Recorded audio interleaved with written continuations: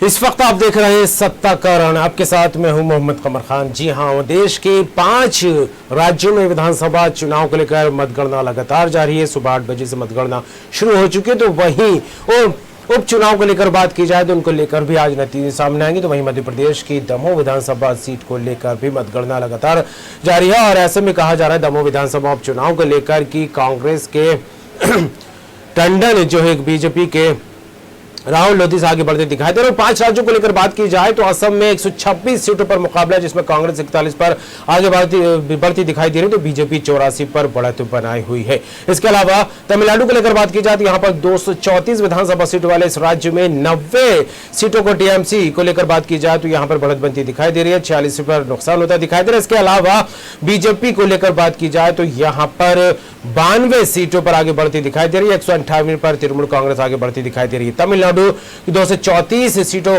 वाले विधानसभा में बात की जाए तो 90 पर एडीएमके आगे है। डीएमके को लेकर बात करें 140 पर आगे बढ़ती दिखाई दे रही है। 42 सीटों के जिस तरह से रुझान निकलकर सामने आ रहा है, काफी बढ़त बनाए हुए। इसके अलावा पुडुचेरी को लेकर बात की जाए तो 10 पर एनडीए आगे है, यूपीए 4 पर।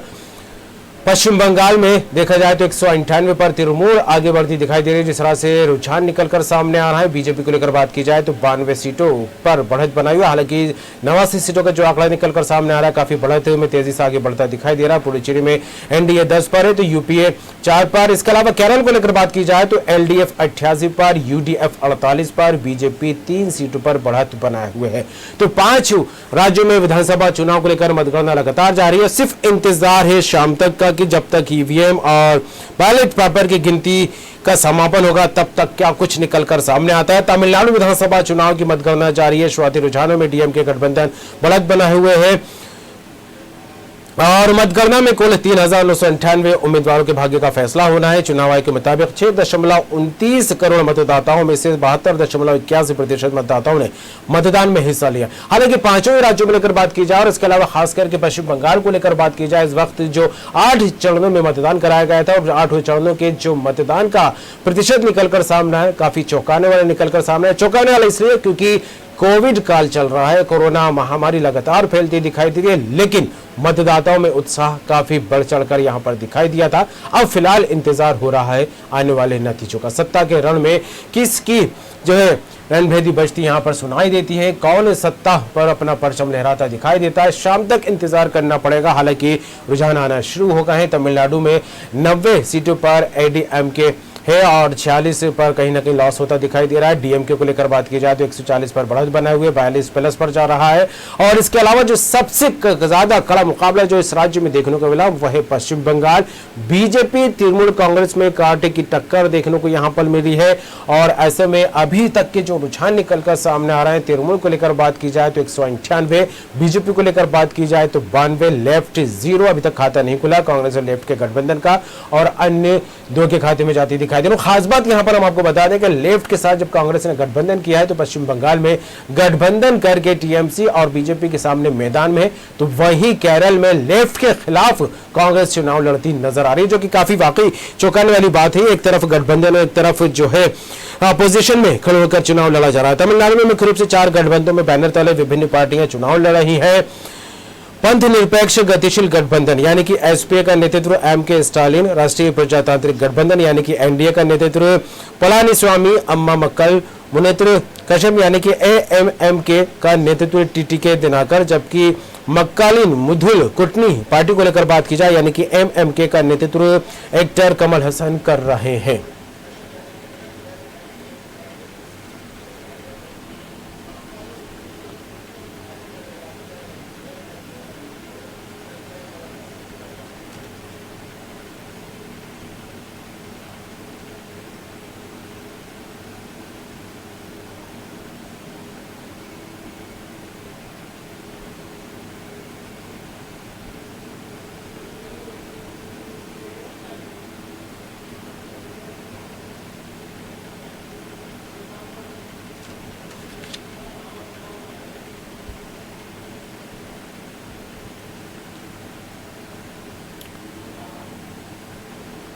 चचूरा से लॉकेट चटर्जी 5,844 सीटों से पीछे चल रहे हैं। इसके अलावा केरल को लेकर बात की जाए 88 पर एलडीएफ है।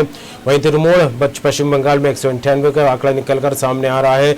सिंगूर से टीएमसी उम्मीदवार आगे बताए जा रहे हैं। बंगाल का चुनाव नतीजे निकलकर सामने है, उसके हिसाब से अगर बात की जाए। इसके अलावा शीतलकुची सीट से बीजेपी आगे बढ़ती दिखाई दे रही है और इस खबर पर इस पर डिबेट पर चर्चा आगे बढ़ाएंगे। हमारे साथ जुड़ गए हैं अमित तावरे रहेंगे कांग्रेस प्रवक्ता, और इसके अलावा हमारे साथ रहेंगे बीजेपी से शंकर लाल तिवारी जी जो बीजेपी के पूर्व विधायक हैं, वरिष्ठ नेता, और इसके अलावा हमारे साथ जुड़ेंगे वरिष्ठ पत्रकार खिलावन चंद्राकर जी। खिलावन जी हमारे साथ जुड़ेंगे। खिलावन जी आपका बहुत बहुत स्वागत है न्यूज़वर्ल्ड में। जी खिलावन जी, 5 राज्यों में विधानसभा चुनाव के नतीजों की शुरुआत हो चुकी है। धीरे धीरे रुझान निकलकर सामने आ रहा है और जहां देश में जितने भी उपचुनाव हुए थे उसको लेकर भी मतगणना लगातार जारी है और मध्य प्रदेश की दमोह सीट को लेकर भी काफी चौंकाने वाली बातें निकलकर सामने आ रही है। लेकिन सबसे पहले चर्चा अगर की जाए पश्चिम बंगाल, जो कि यहाँ पर काफी कड़ा मुकाबला देखने को मिला है बीजेपी और तृणमूल कांग्रेस में, और इसके अलावा 4 राज्यों से भी धीरे धीरे जो रुझान निकलकर सामने आ रहा है, किस तरह देख रहे हैं तमाम रुझानों को, किस तरह देख रहे हैं बताओ जो चुनावी हलचलें अब तक होती दिखाई दी हैं इन 5 राज्यों में? देखिए, सबसे महत्वपूर्ण कदम यही तो है कि लगातार वो चुनाव के खेल चल रहा है, चाहे पश्चिम बंगाल हो, चाहे असम में हो, चाहे में हो, चाहे तमिलनाडु में हो, चाहे पांडिचेरी में, वहाँ भाजपा ने पूरी ताकत होगी और मुझे लगता है कि वो चाहती थी कि और अभी जो वर्तमान में जो पश्चिम बंगाल पूरा जोर लगाया था उनने को हम उससे छीन ले टीएमसी जी, और आपने देखा होगा पूरे 8 दौरान लगातार प्रयास किया जा रहा था, बड़े नेताओं के द्वारा लगातार रैलियां की जा रही थी, कोविड को तोड़कर मापदंडों को तोड़कर लगातार प्रयास किए जा रहे थे वहाँ कर सकते थे, लेकिन पश्चिम बंगाल में सफल नहीं हो रहा है, दिखाई दे रहा है।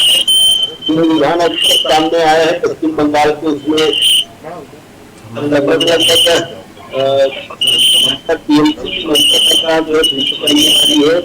भले ही सीटों में कमी हो रही है। पिछली बार उन्होंने जो है 211 सीटों का बहुत 10-15 सीटों की कमी हो जाएगी, लेकिन सबसे बड़ा लॉस वहां कांग्रेस और लेफ्ट को हो रहा है।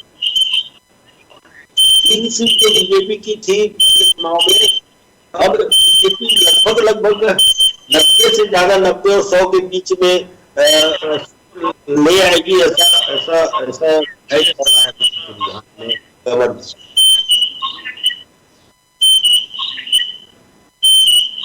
प्रदेश के गृह मंत्री डॉक्टर नरोत्तम मिश्रा की बाइट सुनाते हैं, क्या कुछ कहना है चुनाव नतीजों को लेकर जो रुझान निकलकर सामने आ रहा है, ये दर्शकों को पहले सुनाते हैं, फिर मैं आपसे चर्चा लगातार जारी रखूंगा।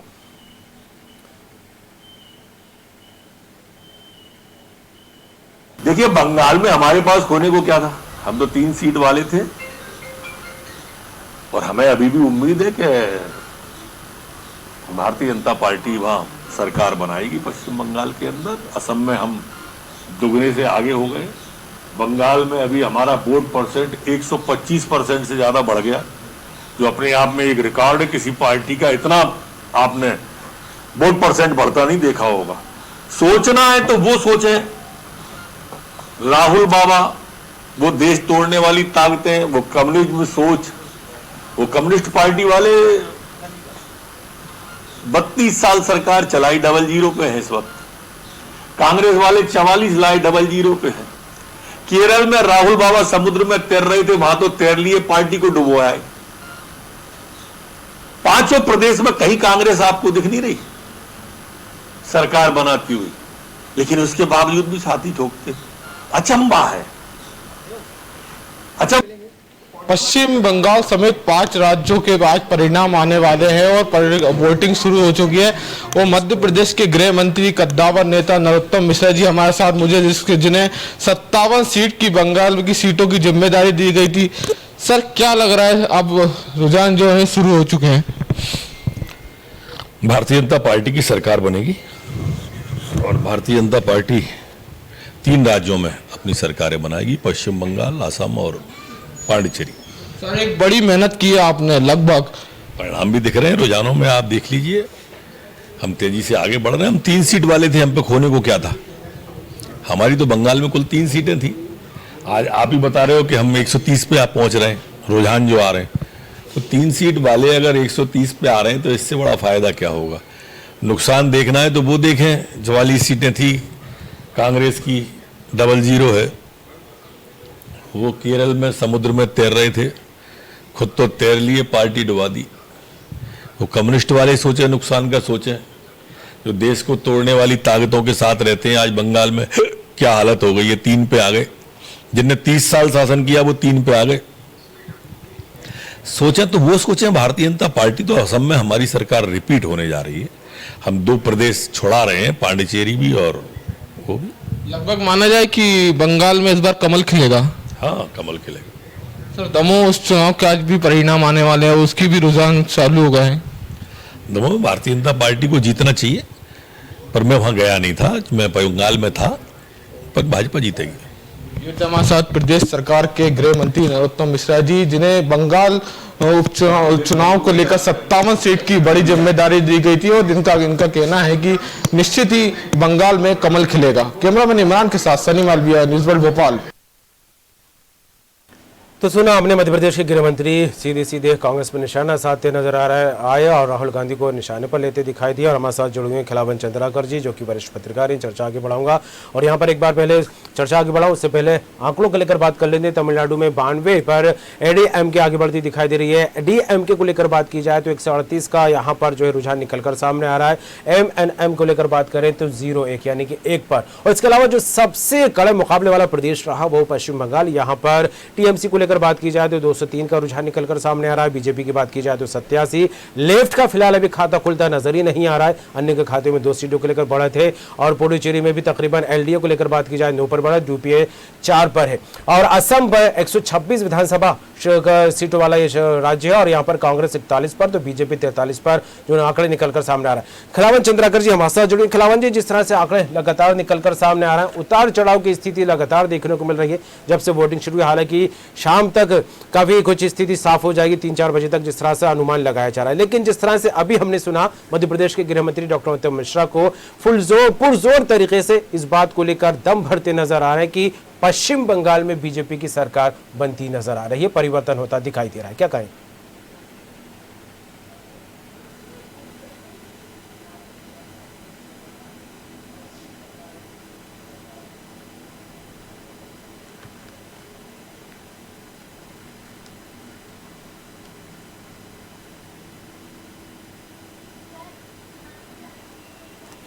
पश्चिम बंगाल विधानसभा चुनाव 2021 को लेकर बात करें तो एक बार फिर तृणमूल कांग्रेस और उसकी मुख्य ममता बनर्जी का परचम लहरा सकता है। इस तरह के एग्जिट पोल में बातें निकलकर सामने आई थी, जो आंकड़े निकलकर सामने आए थे। गुरुवार को 8वें चरण की वोटिंग हुई थी। यह खास बात यह है कि 8 चरण में पश्चिम बंगाल में मतदान किया गया है और हर एक में एक अलग कॉम्पिटिशन हर चरण में देखने को मिला। खास करके जो पूरा कड़ा मुकाबला था बीजेपी और तृणमूल कांग्रेस में देखने को मिला। बीजेपी ने पूरी ताकत झोंक दी यहाँ पर सत्ता पर काबिज होने को लेकर, तो वहीं टीएमसी एक अलग रणनीति के तहत आगे बढ़ती दिखाई दी और हैट्रिक लगाने की पूरी जद्दोजहद टीएमसी की तरफ से ममता बनर्जी करती यहाँ पर दिखाई दी थी। और आपको बता दें कि ममता सरकार जिस तरह से एग्जिट पोल को लेकर बात की जाए यहाँ पर बनती नजर आ रही है। कुछ एग्जिट पोल में बीजेपी का जो है कमल खिलता यहाँ पर नजर आ रहा है। पश्चिम बंगाल कुल सीट 294 और कई एग्जिट पोल में जो है यहाँ पर ममता की बात हो रही है, तो कहीं पर कहा जा रहा है कि कुछ एग्जिट पोल में बीजेपी अपनी सरकार यहाँ पर बना सकती है। लेकिन जिस तरह से लगातार कड़े मुकाबले को लेकर बात की जाए और इसके अलावा नंदीग्राम विधानसभा सीट को लेकर बात करें तो यहाँ पर मुकाबला जो था शुभेंदु अधिकारी और ममता बनर्जी के बीच था। शुभेंदु अधिकारी टीएमसी को छोड़कर बीजेपी में शामिल हुए थे और बीजेपी ने यहां से टिकट देकर उनको मैदान में उतारा था। और इस वक्त हमारे साथ जुड़ गए खिलावन चंद्राकर जी तो जुड़े हुए और साथ में हमारे साथ जुड़ गए कांग्रेस नेता राकेश सिंह चतुर्वेदी जी। राकेश जी, आपका स्वागत है न्यूज़ वर्ल्ड में।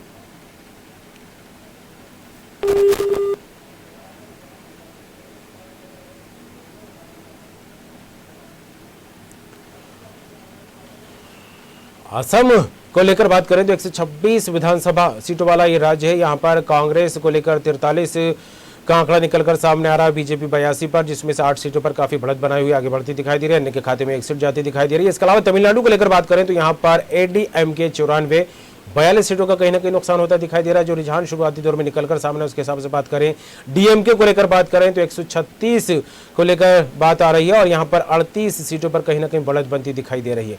इसके अलावा MNM-01 यानी कि एक सीट पर बढ़त है, अन्य के खाते में 3 सीटें जाती दिखाई दे रही। फिलहाल अभी शुरुआत है मतगणना को लेकर, आगे देखते हैं क्या कुछ तस्वीर बदलती दिखाई देती है। और जो सबसे खास राज्य इस वक्त 5 राज्यों में माना जा रहा है वो है पश्चिम बंगाल।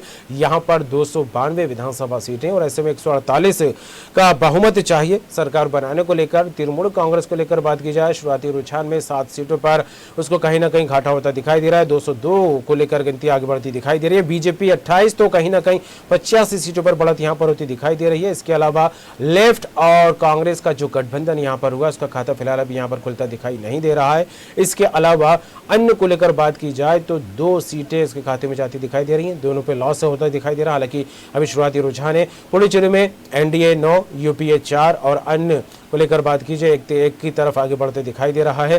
केरल को लेकर बात करें तो एलडीएफ 90, यूडीएफ 45, बीजेपी 3 और अन्य 2 पर। और कहीं ना कहीं इस तरह जो आंकड़े निकलकर सामने आ रहे हैं, लगातार रुझान जो उतार चढ़ाव वाली कहानी यहाँ पर बयान करते दिखाई दे रहे हैं।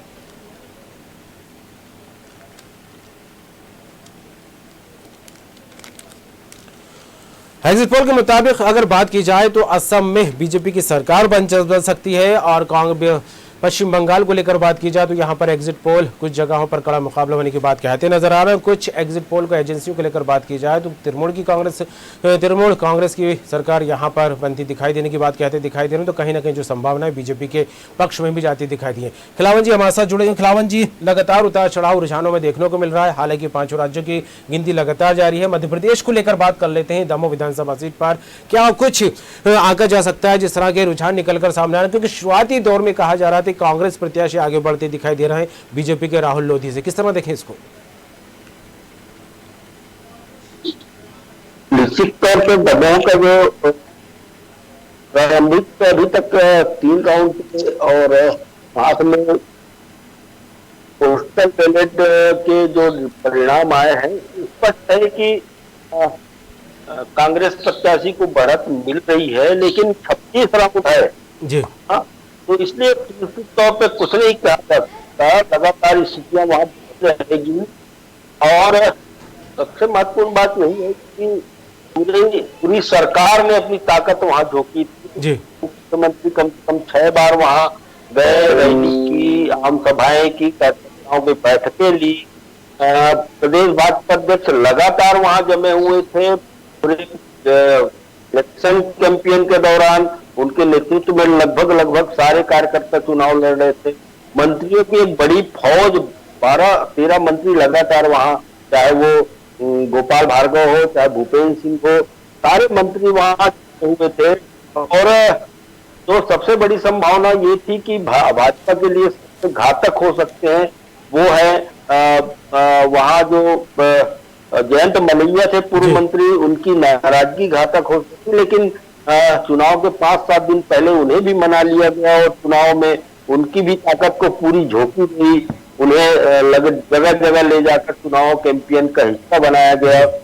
तो मुझे लगता है कि भाजपा ने पूरी ताकत झोंकने के बाद यदि एक तरफा भाजपा की जीत नहीं हो रही तो ये कांग्रेस की बड़ी जीत हो सकती है। कांग्रेस के लिए बड़ी सफलता की बात है कि हमने देखा है, पिछले कई वर्षों से अनुभव है कि जिस स्टेट में उपचुनाव होते हैं उस स्टेट में सत्तारूढ़ दल के प्रत्याशी के जीतने की 90-95% संभावना होती है। इसके बावजूद यदि अजय टंडन वहां के कांग्रेस प्रत्याशी बढ़त बना रहे करके लगातार भाजपा को डिफीट देने का प्रयास कर रहे हैं, राहुल लोधी को डिफीट देने का प्रयास कर रहे हैं, तो मुझे लगता है कि एक परिवर्तन, एक बड़ा चेंजेस है ये। जी बिल्कुल खिलावन जी। और जिस तरह से बात की जाए राहुल लोधी को लेकर, राहुल लोधी कांग्रेस में रहे, सत्ता पर जो पार्टी बदली, उन्होंने पार्टी बदलने के बाद बीजेपी ने उनको मैदान में उतारा। अजय चंद्राकर, माफ कीजिए, अजय टंडन जो है कांग्रेस की तरफ से मैदान में, काफी कड़ा मुकाबला होने की बात कही जा रही है। जिस तरह से आपने भी कहा कि कहीं ना कहीं कांग्रेस को फायदा होता है यहाँ पर दिखाई दे रहा है। लेकिन जिस तरह से प्रत्याशी को लेकर कहा जाता है, उनके चेहरे को लेकर कहा जाता है, तो काफी कुछ मतदाताओं के दिमाग में असर छोड़ के जाते हैं ये चेहरे और इसका असर चुनाव में दिखाई देता है। लेकिन अजय टंडन को लेकर बात की जाए तो कांग्रेस का एक बड़ा चेहरा बनकर निकल कर यहाँ पर उन्होंने टिकट दिया, मैदान में उतारा। लेकिन राहुल गांधी कांग्रेस के बीजेपी में आते हैं, उसके बाद उनको बीजेपी टिकट देकर मैदान में उतारती है। कितना असर पड़ सकता है इस बात का?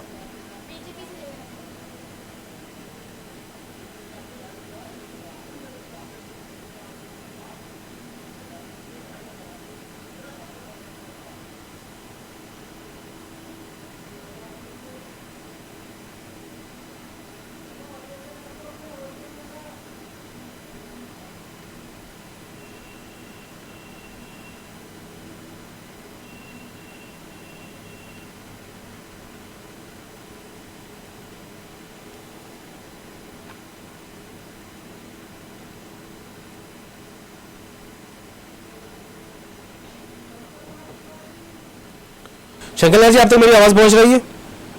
हाँ, आवाज आ रही है पर कम आ रही, थोड़ी तेज कर लीजिए। बोलिए।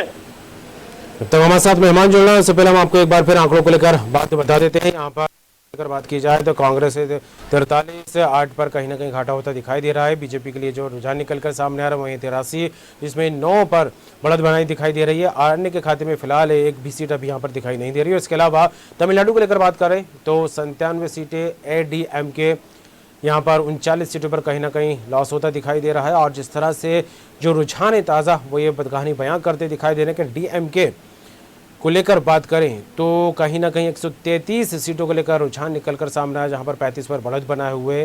MNM इसको लेकर बात करें तो 1 पर बढ़त बनाए हुए, अन्य के खाते में 3 सीटें यहां पर जाती दिखाई दे रही हैं। पश्चिम बंगाल को लेकर बात करें तो यहां पर तृणमूल 202 को लेकर रुझान आ रहा है, 7 पर कहीं ना कहीं घाटा होता दिखाई दे रहा है। बीजेपी की काफ़ी अच्छी स्थिति यहां पर बनती दिखाई दे रही है। 28 सीटों को लेकर जो रुझान निकलकर सामने आ रहा है, इनमें से 85 पर बढ़त बनाई दिखाई दे रही है। लेफ्ट का फिलहाल अभी खाता नहीं खुला, लेफ्ट और कांग्रेस का यहाँ पर गठबंधन है, लेकिन अभी तक फिलहाल जो रुझान दास्तां बयां करते दिखाई दे रहे हैं वो यही है कि अभी तक इस गठबंधन का खाता नहीं खुला। अन्य के खाते में 2 सीटें जाने की बात यहाँ पर निकलकर सामने आ रही है, लेकिन दोनों ही कहीं ना कहीं लॉस में जाती दिखाई दे रही है। लेकिन फिलहाल अब देखने वाली बात होगी कि क्या कुछ रिजल्ट निकलकर सामने आते हैं। हालांकि एग्जिट पोल में कुछ जगहों पर जो एजेंसी ने सर्वे करके बातें सामने रखी वो ये रही कि कुछ जगहों पर जो है कांग्रेस, माफ कीजिएगा, TMC और बीजेपी में कड़ी टक्कर पश्चिम बंगाल में देखने को मिली। और ऐसे में कहा जा रहा है कि पश्चिम बंगाल में जो है सरकार TMC की भी बन सकती है और कहीं ना कहीं उम्मीद बीजेपी को लेकर भी बनती दिखाई दे रही है। लेकिन जिस तरह से आंकड़े निकलकर सामने आ रहे हैं, पल पल जो तस्वीरें बदलती दिखाई दे रही हैं, आखिर दौर तक क्या कुछ तस्वीर निकलकर उभर कर सामने आएगी, किस पार्टी का रंग इस तस्वीर में भरता दिखाई देगा, ये देखने वाली बात होगी। सत्ता के रंग में फिलहाल इतना ही चर्चा आगे बढ़ाएंगे और तमाम सीटों को लेकर, तमाम विधानसभाओं को लेकर लगातार अपडेट हम आपको देते रहेंगे। फिलहाल दीजिए इजाजत।